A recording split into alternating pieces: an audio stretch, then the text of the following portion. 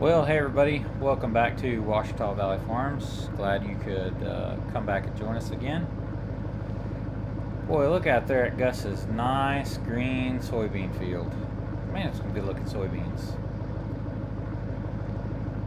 Well, I heard a rumor today at the co-op, and I'm going to swing in over here and see if it's true. I'm pretty sure it is true. But let's just take a look. So as I mentioned, this is Gus's soybean field over here to our right. And over here on the left side of the road, behind the trees, Gus has a cornfield. But not just any cornfield. This is Gus's dead cornfield. That's right. I think it's about 100 acres of dead corn. And not only is it dead corn, but it's fairly mature dead corn. Not quite mature enough. Did not quite make it. So the deal is that the boys over at the Gault Co-op messed up again. They were supposed to spray herbicide, a specific herbicide, over on Gus's soybean field across the road. Instead, they sprayed this herbicide on Gus's cornfield. And it killed it. Deader than a doornail. And Gus is hot. But that's enough about that. Today, we've got a little hay baling to do. First, we're going to rake it. I'm not going to video that. But we are going to video the round baling. So let's get to it.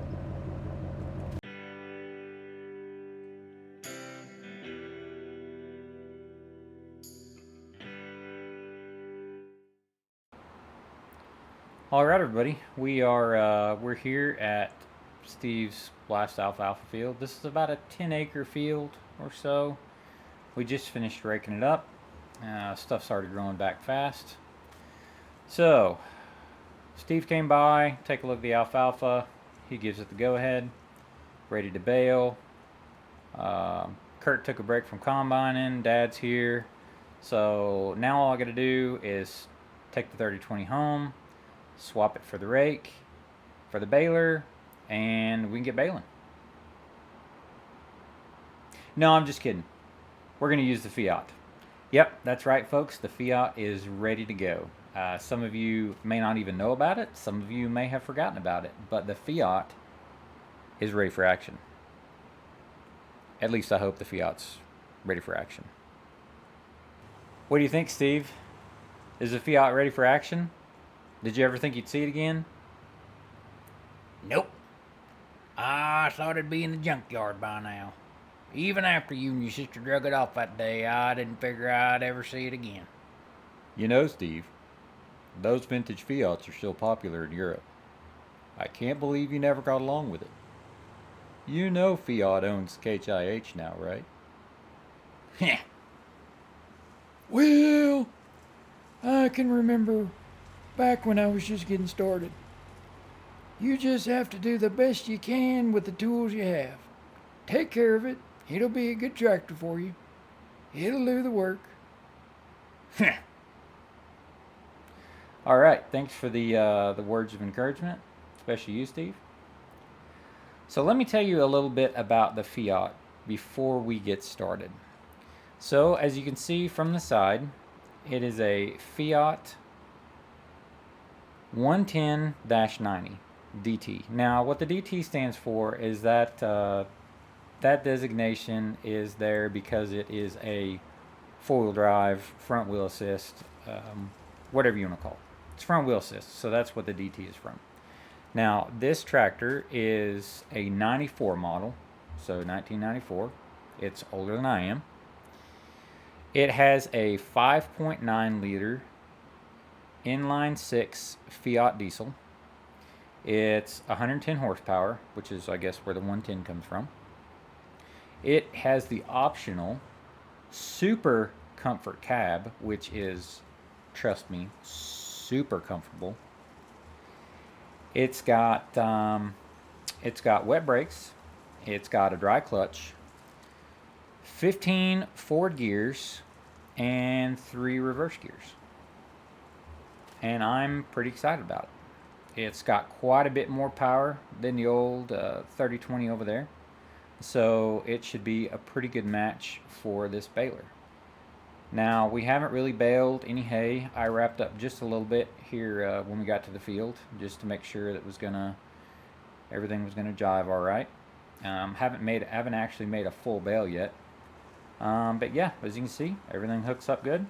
One interesting thing about this tractor is, since it came from Europe, it's got air brakes, which is kind of strange, but at the same time could be kind of cool.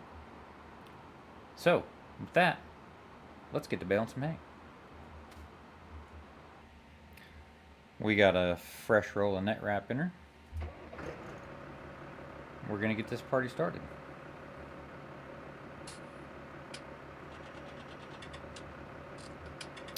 So, as I was saying, it's got 3 ranges. So 1, 2, and 3. The transmission, that is. Transmission has 3 ranges, and it has 5 forward gears and 1 reverse in each range. It's got 4 hydraulic remotes on the back, which is kind of interesting and surprising. Got your throttle over there. It's got a foot throttle down there. That's what the little red pedal down there is. It's got steering brakes, clutch, and yeah, it's gonna be a good tractor, I think. It's got a humongous blind spot right there on the side, well, on both sides, to the left and to the right, which is not so great when you're coming up to intersections, but it's just something we're gonna have to learn to live with. All right, you guys ready to bale some hay? Let's bale some hay.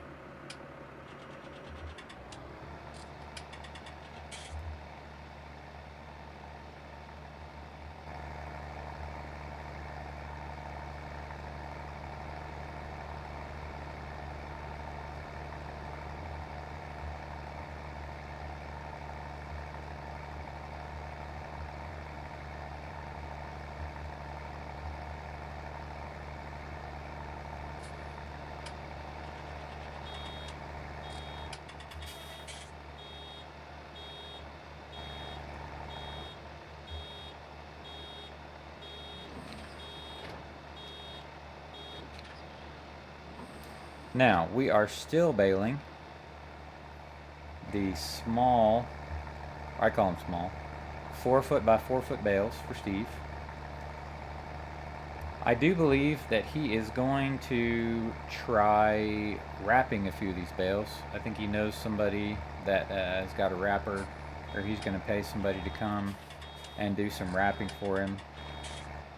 So that'll be interesting to see how his cows like the bales once they're wrapped.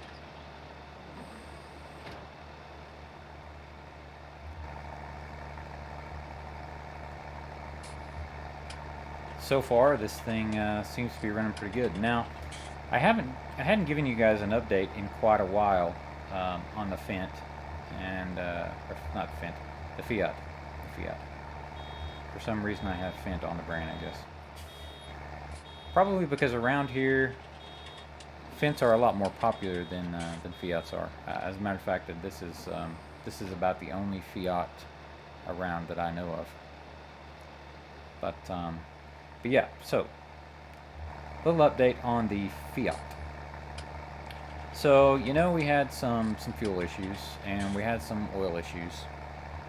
And as it turned out, I think the last update I gave you guys, which was several days ago, we ended up taking apart the filter housing for the oil filter, and inside this oil filter was just a ton of just nasty, gnarly stuff.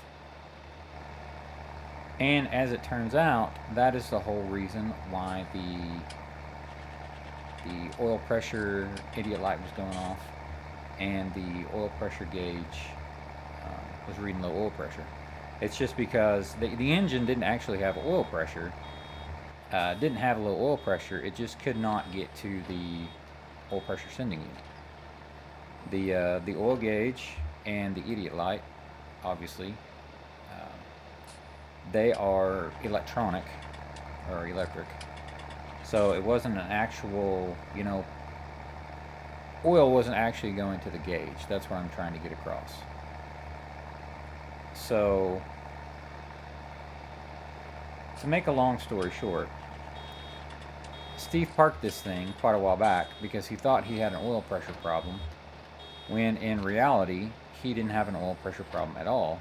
It just seemed as though he had an oil pressure problem. Which was bad for Steve, but it was good for me because I was able to win the tractor and the baler in the bale-off that we had a few episodes ago.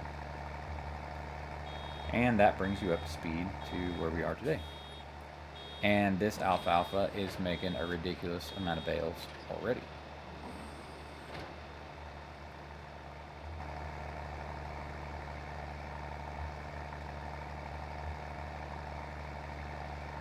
So tell me, I'd like to know in the comments, have any of you guys seen one of these tractors around where you live? Now, I mean, obviously we live here in Oklahoma, and Fiat tractors like this are not very prominent.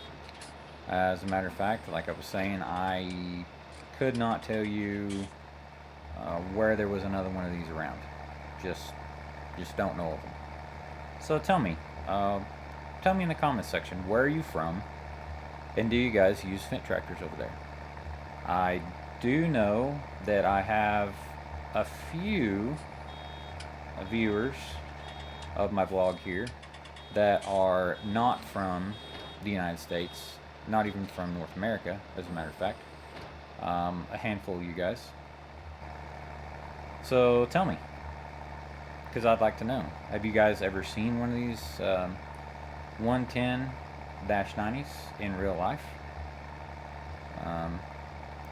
Have you ever seen any Fendt tractors being used to farm with in real life?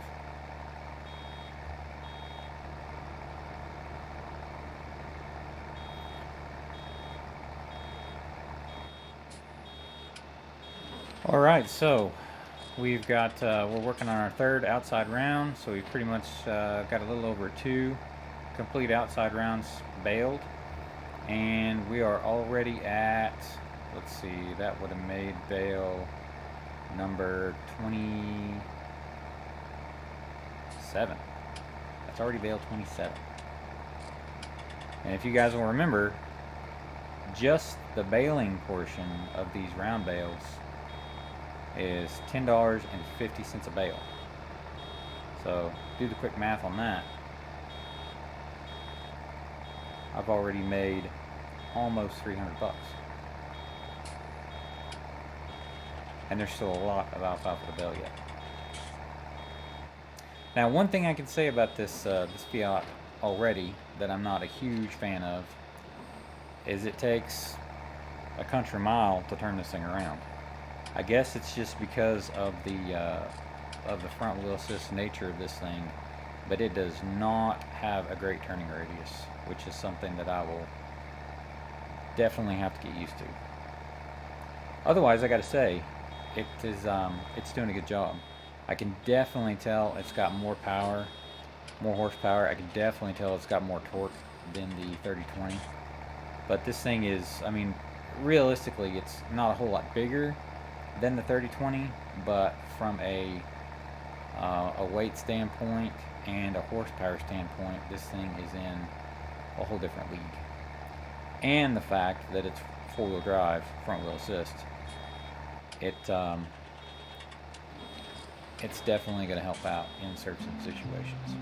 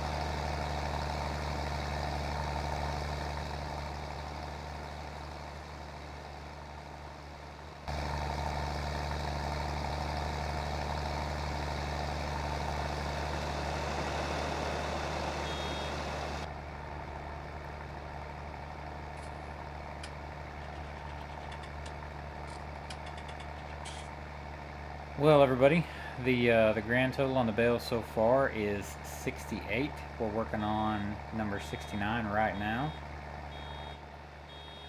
So there is 69 4x4 round bales.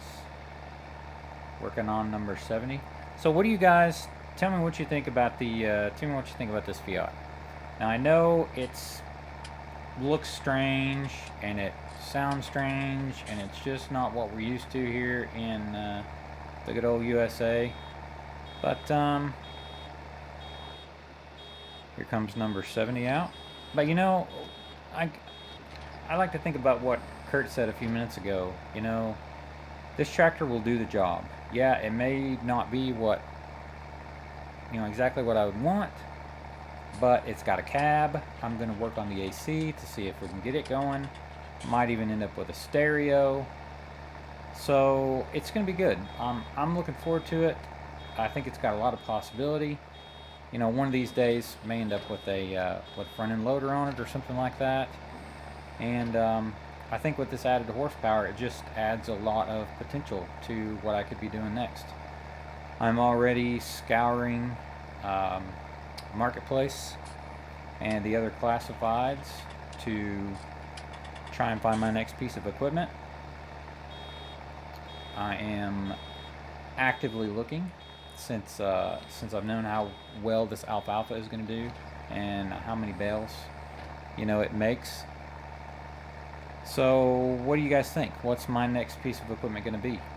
I'd like to know what you guys think. So put it down in the comments, and we'll see if anybody can get close to it. All right, so I got to get out here in a second and kick on the wrapper for this last little bit of hay here we have in the chamber. It's not quite a full bale, 3/4 of a bale or so. I have to say that this tractor today just kind of blew me away. Like I mentioned earlier, the added horsepower, the added torque just really makes pulling this baler around a whole lot easier than it was with the 3020. Now don't get me wrong, the 3020 did a good job and I still may do some round baling with it, but the little bit of extra added weight that this tractor has got and the extra power just makes this baling quite a bit easier with this baler. Even these small 4 foot tall by 4 foot wide round bales is quite a bit easier. All right, I'm gonna hop out here and see what Dad has got to say. Well, what do you think, Dad? Well, I have to say, it so far it has exceeded my expectations. I wasn't sure how this was going to go for you today, but son, you can put another feather in your cap because, as far as I can tell, another project successfully completed. All right, everybody, we just pulled in here at the house. I'd like to thank everybody for following along today, and yeah, again, let me know what you think of the Fiat. So far, I'm liking it. We'll see you guys next time.